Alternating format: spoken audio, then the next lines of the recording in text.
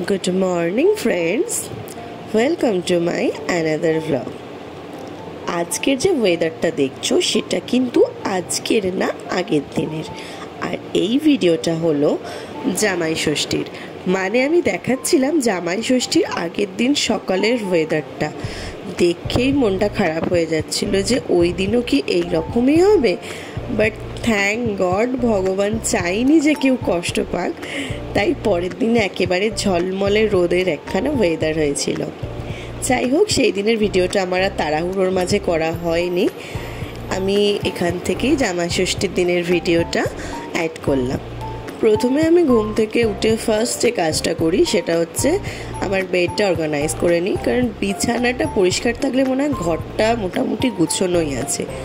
অন্যদিন একটু লেট হয় বিকজ আমার হাজব্যান্ড একটু লেট রাইজার, বাট ওই দিন একটু তাড়াতাড়ি উঠেছিল, তাই আমি আগেই বিছানাটা করে নিয়েছিলাম, তাতে আমার কাজটা অনেকটাই এগিয়ে গিয়েছিল। আমি তাড়াতাড়ি করে বেড কভারটা চেঞ্জ করে পিলো কভারগুলো চেঞ্জ করে আমি বেডটাকে সাজিয়ে নিচ্ছিলাম।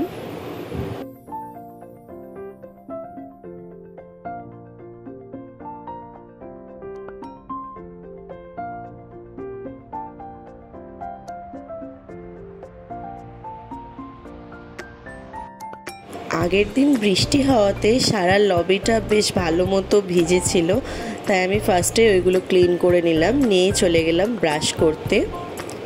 ব্রাশের পরেই আমার ফার্স্ট রুটিন থাকে, সেটা হলো ফেস ওয়াশ। এইটা হচ্ছে আমার একমাত্র সকালবেলা উঠে স্কিন কেয়ার, তাছাড়া আর কিছুই করা হয় না। তাও মাঝে মধ্যে একটু আইস কিউবও দিই, কিন্তু সেটা খুব রেয়ার। আমি এই দিক থেকে ভীষণই ল্যাথখোর। এবার সোজা চলে গিয়েছিলাম লবিতে উঠে আমি লবির গাছগুলো জল দিচ্ছিলাম। যেহেতু আগের দিন বৃষ্টি হয়েছে তাই খুব একটা বেশি জল দিইনি, অল্প অল্প করে জল দিচ্ছিলাম।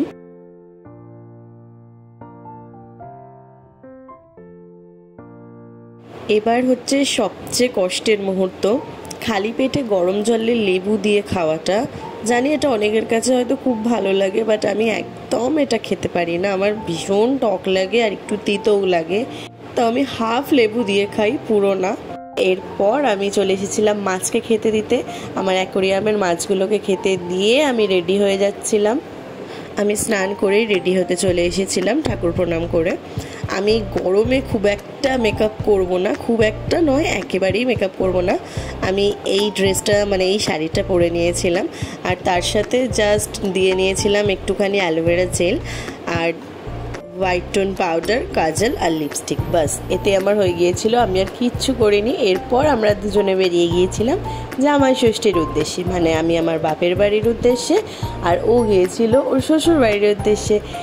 চলে এসেছিলাম আমি আমার বাপের বাড়ি, আর এইটা ছিল আমার খুব ফেভারিট একটা শরবত, এটা আমার মাসি বানিয়ে দেয়, যেটা আমার দারুণ খেতে লাগে আম আর পুদিনা পাতা দিয়ে। আমি এটা বেশ অনেকক্ষণ ধরে অল্প অল্প করে খাচ্ছিলাম, কারণ আমার এটা সত্যি খুব ভালো লাগে খেতে, স্পেশালি এই গরমে। এরপর শুরু হয়ে গিয়েছিল জামাই আদর। প্রথমেই তো ফল আর চিড়ে দই দিয়ে শুরু হয়েছিল, যেগুলো একদমই এত খেতে পারে না, অল্প অল্প করে দেওয়া হয়েছিল, তাও যতটা পেরেছে খেয়েছে। আর এই পাশে ইনি হলেন আমার মাসি, আমার মা নেই, সেই কারণে আমার মাসি সমস্ত আয়োজন করেছিলেন, উনি আমার মাই হন। এবার ওই স্বস্তির যে ধাগাটা সেটা বেঁধে দিচ্ছিল ওর হাতে।